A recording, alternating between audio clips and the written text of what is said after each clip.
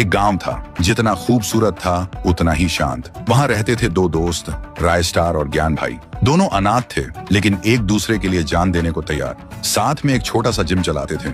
गांव के लड़के वहां आके ट्रेनिंग लेते थे। और दूसरी तरफ एक और गांव में रहता था फाइट 444। उसके पास अपनी सेना थी, दुनिया के महंगे महंगे हथियार थे। उनमें सबसे महंगा था फाइटर जेट। वो इन सब से हर एक गांव को अपने कब्जे में लेता था। और अब फाइट 444 का टारगेट था वही गांव जहां रायस्टार और ज्ञान भाई रहते थे। एक दिन फाइट 444 ने अपनी सेना के साथ उस गांव पर हमला कर दिया। आसमान से मिसाइलें, जमीन पर गोलियां, हर तरफ सिर्फ धुआं और आग थी। गांव का हर इंसान घुटनों के बल बैठकर गांव के लिए भीख मांग रहा था।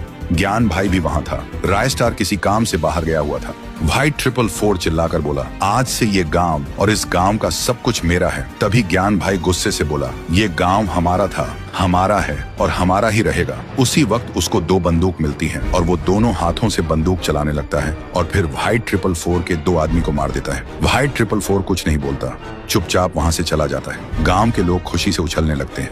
लेकिन उसी रात ज्ञान भाई रायस्टार को लेने जा रहा होता है। रास्ते में फाइट 444 का आदमी उसका रास्ता रोक देता है। ज्ञान भाई चौंकता है, बाइक का ब्रेक लगाता है। तभी पीछे से एक और आदमी आता है और ज्ञान भाई के सिर पर वार करता है। ज्ञान भाई वहीं गिर जाता है। अगली सुबह गांव में हलचल मच जाती है। गांव के बीच एक पेड़ से ज्ञान भाई की लाश लटकी मिलती है और उसकी छाती पे लिखा होता है, अब गांव मेरा है। जब रायस्टार को खबर मिलती है, वो भागते हुए आता है और ज्ञान भाई को देखते ही टूट जाता है और रोने लगता है।